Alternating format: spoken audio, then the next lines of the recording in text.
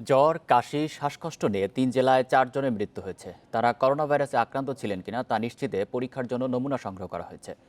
শুক্রবার দুপুরে নিজ বাড়িতে মারা যান লক্ষ্মীপুরের রামগতি চরবাদাম ইউনিয়ন পরিষদের সাবেক চেয়ারম্যান হারুনুর রশিদ। দুদিন আগে করোনা পরীক্ষার জন্য তার নমুনা নেওয়া হয়েছিল। এছাড়া রায়পুর উপজেলায় হোম কোয়ারেন্টিনে থাকা নারায়ণগঞ্জ ফেরত এক ব্যক্তির মৃত্যু হয়েছে। যশোর সদর হাসপাতালের আইসোলেশন ওয়ার্ডে মারা গেছেন এক অন্তঃসত্ত্বা। গাজীপুরের কাপাসিয়ায় করোনার উপসর্গ নিয়ে নিজ বাড়িতে মারা গেছেন এক ব্যক্তি।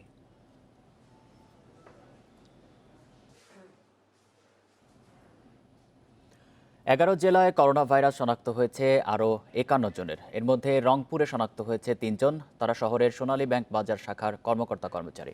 এই ঘটনায় শাখাটি লকডাউন করা হয়েছে। ময়মনসিংহে একদিনেই 20 জনের করোনা শনাক্ত হয়েছে। এর মধ্যে ময়মনসিংহ মেডিকেল কলেজ হাসপাতালেরই আছেন 6 চিকিৎসক ও 13 স্বাস্থ্যকর্মী। কক্সবাজারে একদিনে শনাক্ত 7 জন। পটুয়াখালীতে শনাক্ত 6, যার মধ্যে একজনের নমুনা নেওয়া হয়েছে মৃত্যুর পর। জামালপুরে পুলিশের এসআই সহ 4 জনের করোনা শনাক্ত হয়েছে। এছাড়া মানিকগঞ্জে 3 জন, সিরাজগঞ্জ, গোপালগঞ্জ ও গাইবান্ধায় 2 জন করে এবং নওগাঁ ও কুড়িগ্রামে 1 জন করে করোনা শনাক্ত হয়েছে।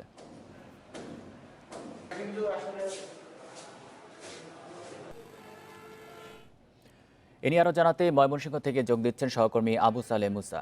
মুসা, ময়মনসিংহ মেডিকেলে আক্রান্ত বেশি হওয়ার কারণ কি? আর সংক্রমণ ঠেকাতে কি ধরনের উদ্যোগ নেওয়া হয়েছে জানাবেন।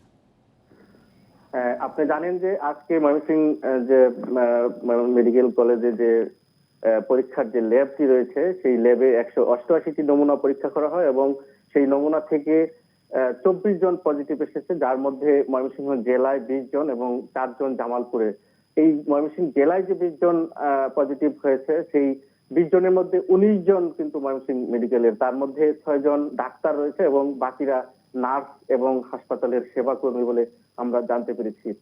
এবং এই যে ডাক্তার এবং নার্সরা আক্রান্ত হওয়ার মধ্য দিয়ে ময়মনসিংহে কিন্তু একটি ভীতিকর অবস্থার সৃষ্টি হয়েছে চিকিৎসা সেক্টরে।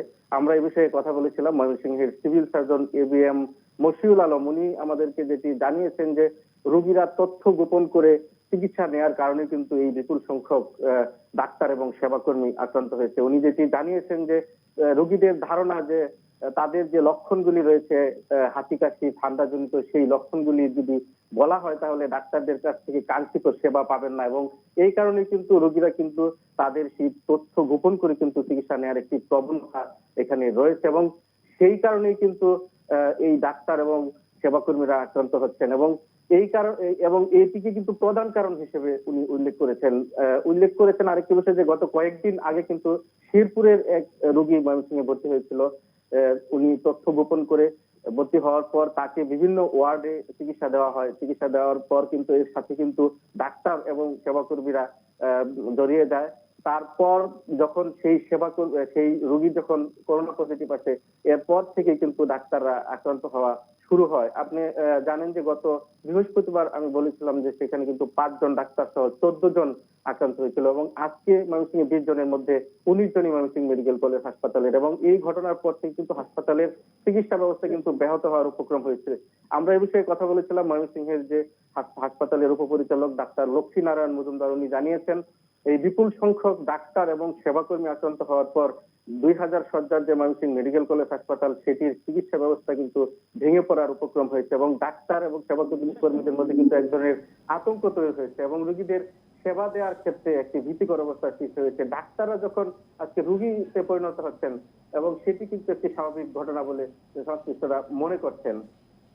ময়মনসিংহ থেকে জানাচ্ছিলেন সহকর্মী আবু সালেহ মুসা।